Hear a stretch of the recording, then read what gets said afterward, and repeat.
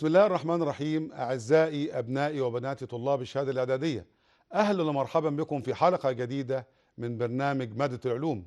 استعرضنا في الحلقات السابقة التفاعلات الكيميائية، وقلنا التفاعل الكيميائي يتم بين مادتين، الأولى تسمى المتفاعلات والثانية تسمى النواتج، بينهما سهم عليه شروط التفاعل.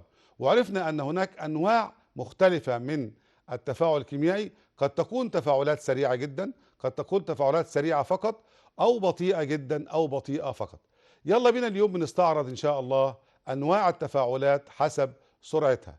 في البداية طبعا تفاعلات سريعة التفاعل. تفاعلات سريعة معناها تستغرق وقت صغير جدا في حدوثها. التفاعلات السريعة بتستغرق زمن صغير جدا.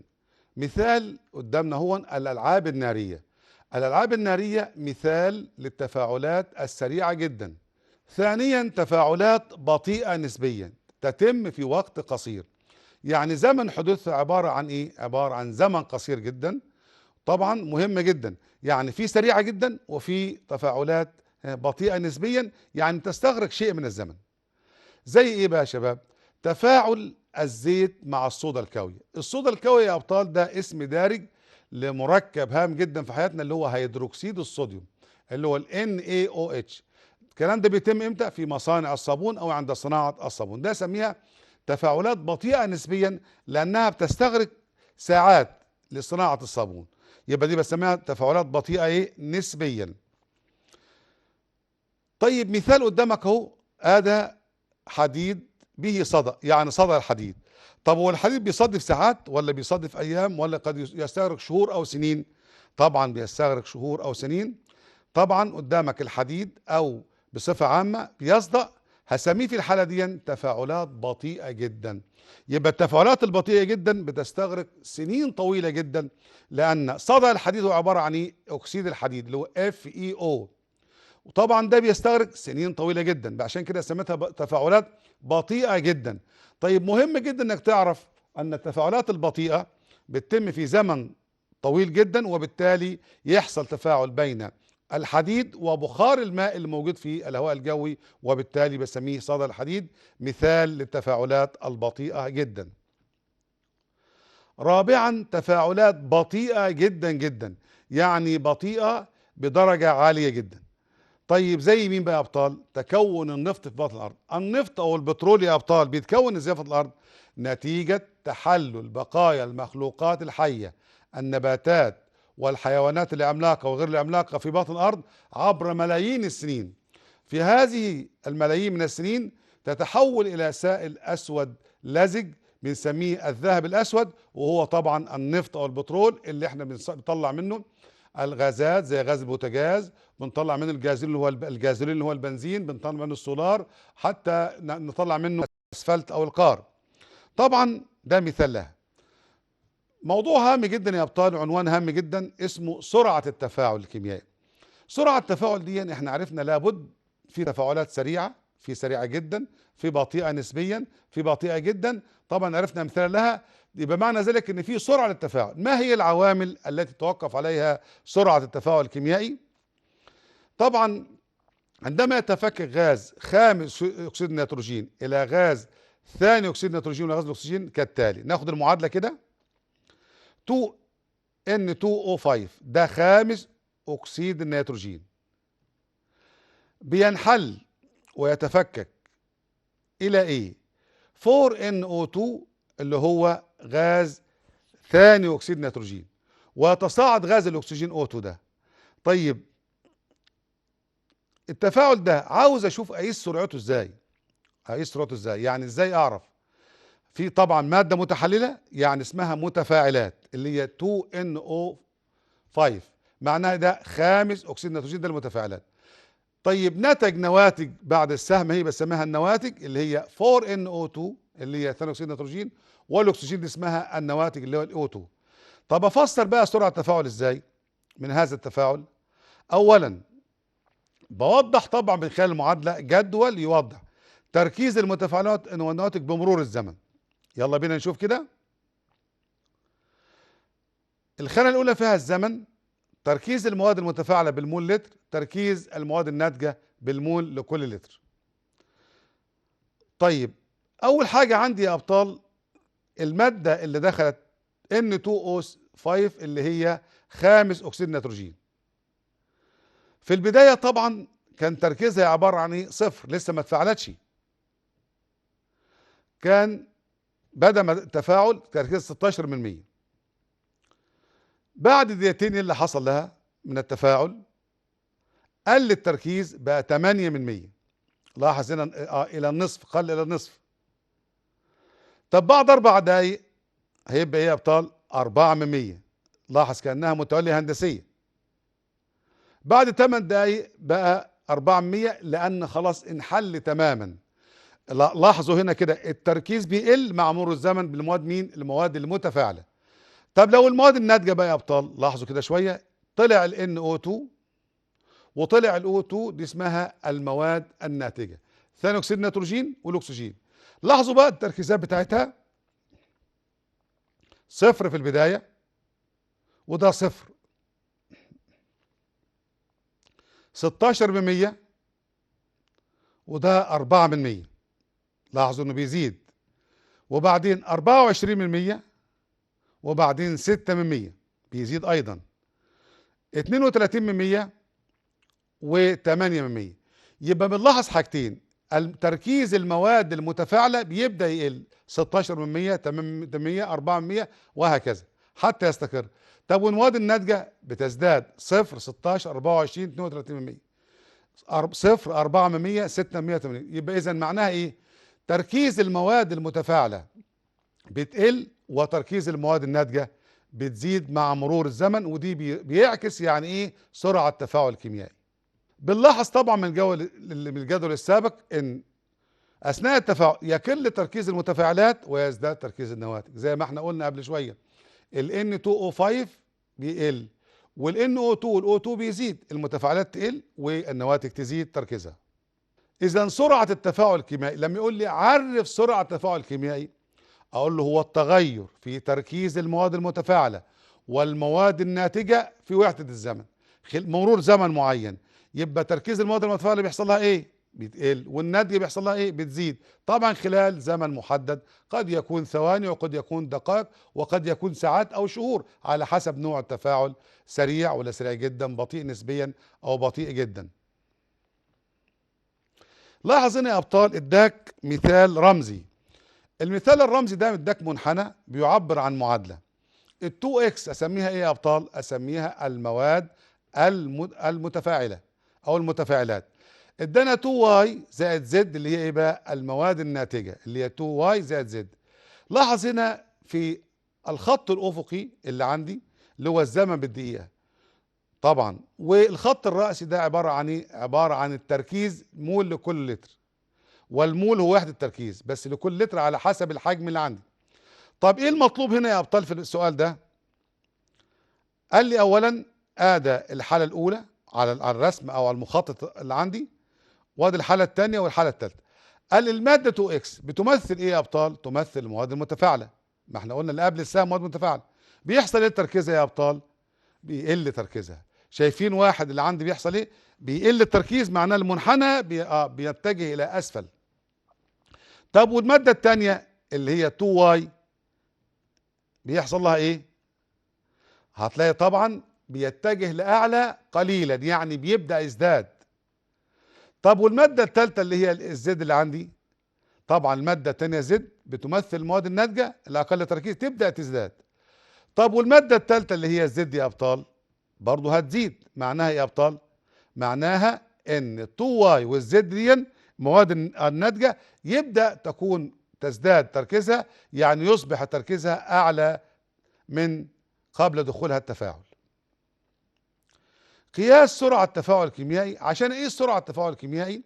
بسميه معدل. كلمة معدل يا ابطال يعني معناها معدل، معناها تغير حصل في زمن محدد. يبقى تقاس سرعة التفاعل الكيميائي بمعدل اختفاء المواد المتفاعلة وظهور المواد الناتجة.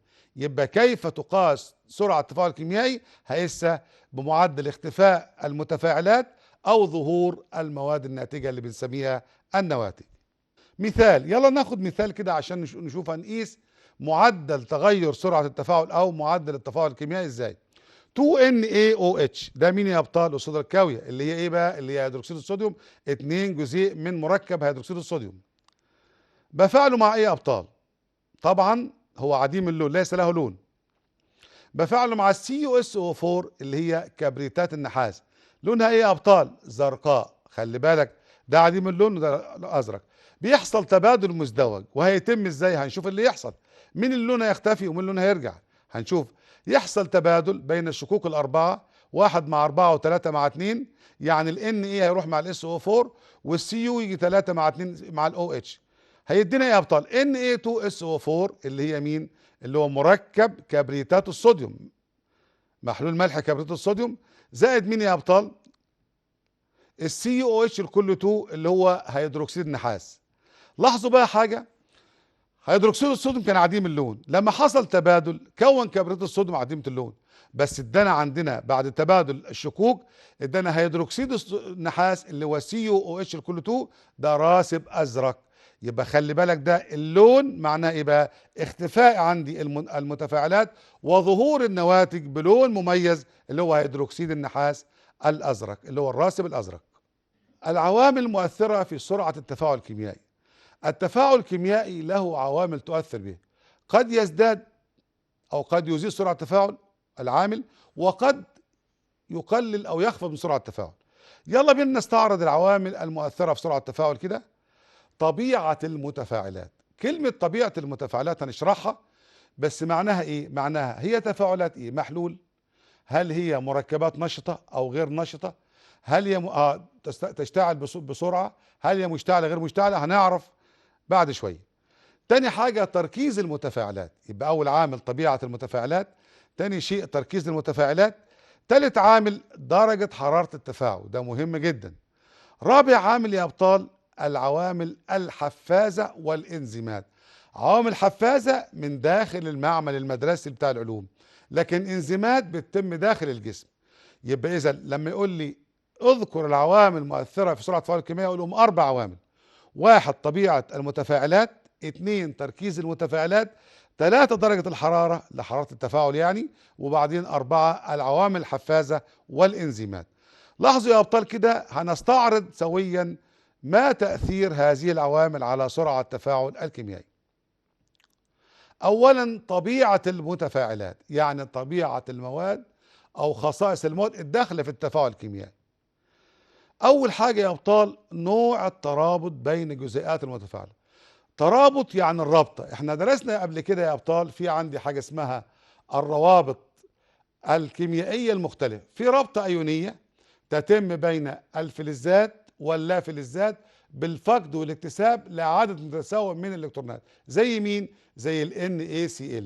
طب في روابط اسمها الروابط التساهمية، دي تتم بين مين؟ بين اللا فلزات، قد تكون أحادية مثل جزيء الهيدروجين ال H2HOH بينهم رابطة أحادية فقط، قد تكون ثنائية زي جزيء الأكسجين اللي هو O2، قد تكون ثلاثية مثل جزيء النيتروجين ال N3 في 3 روابط. يلا بينا نشوف كده يا أبطال ازاي نعرف الروابط الكيميائية وبتتم ازاي ونوع الرابطة معانا. نوع الترابط قد يكون رابطة أيونية أو رابطة تساهمية أو رابطة هيدروجينية في جزيء الماء. طيب تاني حاجة يا أبطال مساحة سطح المواد المتفاعلة، يعني الترابط نوعها أيونية ولا تساهمية ولا هيدروجينية ولا تناسقية. طيب مساحة السطح، طب كبير السطح ولا صغيرة السطح؟ هنعرف. طيب تالت حاجة عندنا يا أبطال هندرس بعدها أنواع الترابط. الأول أنواع الترابط يا أبطال معناها إيه؟ المركبات الأيونية، أيونية معناها إيه؟ ال NaCl أيون موجب، Na موجب وCl سالب. طب تفاعلاتها بتكون سريعة، طب ليه المركبات لما تكون تفاعلاتها سريعة؟ دي مهم جدا، سؤال بيجي في امتحان علل المركبات الأيونية تفاعلاتها سريعة. الجواب بتاع السؤال ده يا أبطال لأنها تتفكك تلقائيا عند ذوبانها في الماء إلى أيونات طبعا موجبة وسالبة. NaCl تفكك ال Na موجب والCl سالب، ويكون التفاعل على طول مباشرة بين الأيونات وبعضها. يبقى سريعة ليه؟ لأنها تتفكك الأيونات الموجبة والسالبة زي ال Na موجب والCl سالب، وبالتالي يحدث التفاعل بين الأيونات وبعضها. ناخد مثال طبعا، تفاعل محلول كلوريد الصوديوم مع محلول نترات الفضة. ادي ال NaCl، بس انا حطيت Na موجب وCl سالب عشان ابين لك الايه بس الايونات، زائد ال AgNO3، Ag موجب و NO3 سالب. خلي بالك هنا الموجب في المركب الاول هيروح مع السالب في الثاني، والموجب في الثاني يروح مع السالب في الاول، يعني هيدينا ايه يا ابطال؟ Na موجب NO3 زائد ال AgCl اللي هي الموجب الثاني مع سالب الاول. ده معناه يا ابطال تبادل الايونات، اذا بيتم بسرعه جدا لانها على شكل ايونات. المركبات التساهميه تفاعلاتها بطيئه. مركبات تساهميه بتتم بين ايه يا ابطال؟ برافو عليكم، يبقى هي تتم بين اللافلزات، وتتم بالايه؟ بالمشاركه. الرابطه الايونيه تتم بالاكتساب، فقد واكتساب، واحده تدي وواحده تكتسب. طيب انما تساهميه تتم بمشاركه بعدد متساوي من الالكترونات، يعني بيعملوا جمعيه مع بعض. تفاعلاتها بطيئه ليه؟ علل، لما يجي يقول لي علل المركبات التساهميه تفاعلاتها بطيئه، اجابه السؤال ده يا ابطال لا، لانها لا تتفكك عند ذوبانها في الماء الى ايونات، مفيش لا موجب ولا سالب. ويكون التفاعل بين ايه يا شباب؟ بين الجزيئات، جزيئات وليس ايونات. زي ايه يا ابطال؟ التفاعل في المركبات العضويه، وعضويه يعني يا ابطال يعني اساسها النبات والحيوان. زي مين يا ابطال؟ زي حمض الخليك او حمض الاستيك اللي هو الخل، مهم جدا يا ابطال. زي الزيوت بصفه عامه، زيت اللوز او زيت بذره القطن وهكذا. يبقى اذا اجابه السؤال اقول لان المركبات التساهميه لا تتفكك في الماء الى ايونات، ولكن تتفكك الى جزيئات، وطبعا التفاعل بين الجزيئات بيكون صعب. يبقى اذا التفاعلات بطيئه نسبيا. بنتابع مع بعض يا ابطال العوامل المؤثره في سرعه التفاعل الكيميائي، والعامل المهم جدا وهو المساحه التي تتعرض للتفاعل الكيميائي، مساحه السطح يعني متعرضه له، قد يكون بودره وقد يكون قطعه. يلا بينا نشوف كيف تؤثر المساحة السطح على سرعة التفاعل الكيميائي. مساحة سطح المواد المتفاعلة المعرضة للتفاعل، العلاقة بين معدل التفاعل الكيميائي يعني سرعته ومساحة السطح المعرض للتفاعل علاقة طردية. يعني ايه علاقة طردية يا أبطال؟ يعني كلما زادت مساحة السطح المعرضة للتفاعل كلما زاد سرعة التفاعل، وكلما قلت مساحة السطح المواد المعرضة للتفاعل تقل سرعة التفاعل الكيميائي. ناخد مثال على ده يا جماعة. تكون سرعة تفاعل برادة الحديد، برادة الحديد يعني الحديد على شكل بودرة، بودرة يعني مفتت تماما، مع حمض الهيدروكلوريك المخفف اللي هو HCl المخفف، أسرع من سرعة تفاعل أو أكبر سرعة من سرعة التفاعل بين قطع حديد. يعني لو عندي قطعة حديد صلبة كبيرة بفاعلها مع حمض الهيدروكلوريك، وفي نفس الوقت أنا فتت قطعة الحديد دي خليتها على شكل برادة يعني بودرة مفتتة وفعلتها مع حمض الهيدروكلوريك، مين اللي هيكون اسرع يا ابطال؟ طبعا هيكون البراد اسرع. ليه بقى؟ علل ليه؟ لانه كلما زادت مساحه السطح المعرض للتفاعل في حاله البراده فيكون التفاعل اكثر سرعه ومعدل التفاعل يكون اكبر سرعه. طبعا يجي لي سؤال نعلل، لما يقول لي علل اقول لان مساحه السطح المعرض من البراده اكبر طبعا من قطعه الحديد. يلا بينا كده يا ابطال نشوف. انا عندي برادة حديد اهي، بضيف لها قليل من حمض الهيدروكلوريك HCl، بلاحظ هنا طبعا بيتم التفاعل الكيميائي بصورة اسرع. احنا شايفين اهو الحمض لما وضعته على البرادة بيتم التفاعل الكيميائي بصورة اسرع طبعا اهو. لو وضعت انا قطعة حديد وحطيت عليه حمض الهيدروكلوريك هتلاقي التفاعل ابطأ. ليه يا ابطال؟ كلما زادت مساحة سطح المادة المعرضة للتفاعل إيه اللي بيحصل؟ تزداد سرعة التفاعل الكيميائي. وكلما كانت كتلة إذا بيقل مساحة سطح المعرض للتفاعل الكيميائي وبالتالي تقل سرعة التفاعل طبعا. وده قدامنا التجربة اللي هي برادة الحديد المفتتة مع حمض الهيدروكلوريك المركز، وده مهم جدا ولازم عندنا الحذر عند التفاعل او عند استخدام الاحماض المركزه. بنلاحظ هنا يا ابطال لما انا بضع مسمار يعني قطعه، القطعه دي يا ابطال هنا قطعه جامده يعني قطعه كبيره. طب هنشوف احنا هنا كيف لما بنضع عليها حمض الهيدروكلوريك بهذا الشكل، لاحظوا كده يا أبطال، بنلاحظ طبعا القطعة لا تتأثر. ليه؟ المتأثر بس الجزء اللي أسفل في المسمار، لأنه قطعة بيبدأ يتفاعل قليلا، إذا سرعة التفاعل أقل في هذه الحالة. إذا في هذه الحالة يا أبطال، لما كان الحديد بودرة، يعني برادة حديد، حصل سرعة تفاعل كيميائي أكبر لأن مساحة السطح المعرضة أكبر.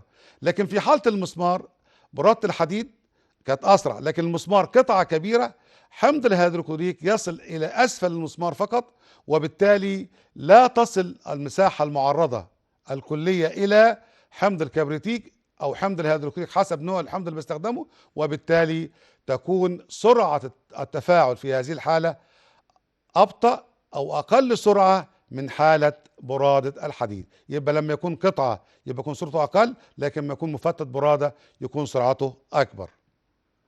علل. تزداد سرعة التفاعل الكيميائي بزيادة مساحة سطح المواد المتفاعلة المعرض للتفاعل. ده سؤال مهم جدا، موضع اختبارات دايما. يبقى ليه سرعة التفاعل تزيد بزيادة سطح المواد المتفاعلة؟ ليه يا أبطال؟ طبعا إجابتها بسبب زيادة عدد جزيئات المواد المعرضة للتفاعل. يعني جزيئات يحصل لها تصادم أكبر شوية، يعني احتمال التصادم بيكون أعلى شوية. إذا طالما احتمال التصادم أعلى، إذا بتزداد سرعة التفاعل الكيميائي بزيادة مساحة سطح المعرضة للتفاعل. علل. يفضل استخدام النيكل المجزأ في هدرجة الزيوت بدلا من قطع النيكل. مهم جدا السؤال ده يا أبطال. كلمة نيكل مجزأ دي يا أبطال معناها إيه؟ معناها يعتبر كده عامل بيحفز على التفاعل اللي عندي. وهدرجة الزيوت معناها إيه؟ الزيت معروف إنه وسائل.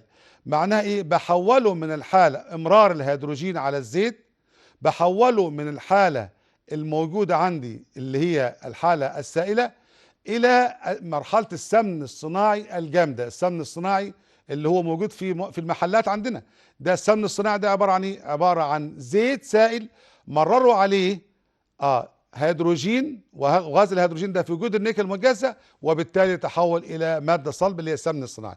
طب لما يجي لي سؤال زي ده، يفضل استخدام النيكل المجزأ في هدرجة الزيوت بدلا من قطع النيكل، هقول ايه؟ لان مساحة السطح المعرض للتفاعل في حالة النيكل المجزأ الى قطع صغيرة يعني اكبر مما هو في حالة القطع، فتزداد سرعة التفاعل. يبقى المجزأ معناه زيادة مساحة السطح المعرض للتفاعل اكتر طبعا من قطع النيكل، وبالتالي تزداد سرعة التفاعل. ثانيا، تركيز المتفاعلات. المتفاعلات هي المواد الداخلة في التفاعل اللي قبل السهم بتاع المعادلة. طيب ما معنى كلمة تركيز؟ ناخد مثال من حياتنا اليومية. عندما نسير في شارع هادئ بيقل احتمال التصادم بين الناس، طبعا أكيد. بالمثل في جزيئات المادة اللي تركيزها منخفض بيقل احتمالات التصادم بين الجزيئات. وعندما نسير في شارع مزدحم يزيد احتمال التصادم بين الناس. يعني يا أبطال، كلما كانت الجزيئات متقاربة وكثيرة يحدث احتمالات أو يكون احتمال حدوث التفاعل أكثر، بينما عندما تكون الجزيئات قليلة ومتباعدة بيقل احتمال التصادمات، وبالتالي بيقل سرعة التفاعل. واحنا اعطينا مثال من الشارع عندنا. يلا بينا نشوف الجزيئات، جزيئات المادة ذات التركيز المرتفع بيزداد احتمال التصادم بينها. يعني كلما زاد تركيز المواد المتفاعلة زادت سرعة التركيز او زادت سرعة التفاعل. تركيز يعني ايه يا ابطال؟ كلمة تركيز معناها ايه؟ انا عندي اي محلول لاي مركب عندي بذوب فيه جزيء في لتر ماء، جزيئين، 3، 10 جزيئات على حسب. يبقى عدد المولات او الجزيئات المذابة في المحلول اللي عندي ده معناه التركيز. يعني كلما زاد التركيز كلما زادت سرعة التفاعل الكيميائي. أعزائي أبنائي وبناتي طلاب الشهادة الإعدادية، استعرضنا النهاردة مجموعة هامة جدا من التفاعلات الكيميائية، وعرفنا العوامل المؤثرة في سرعة التفاعل الكيميائي، منها طبيعة المواد المتفاعلة، منها تركيز المواد المتفاعلة، منها مساحة السطح المعرضة للتفاعل الكيميائي، وبالتالي يكون معدل سرعة التفاعل عندما تكون مساحة كبيرة أسرع عندما تكون المسافة أو المساحة المعرضة لها صغيرة جدا. أعزائي أبنائي وبناتي طلاب الشهادة الإعدادية، نرجو أن نكون أفدناكم اليوم. لكم التحية ولمصر الحب كله، والسلام عليكم ورحمة الله وبركاته.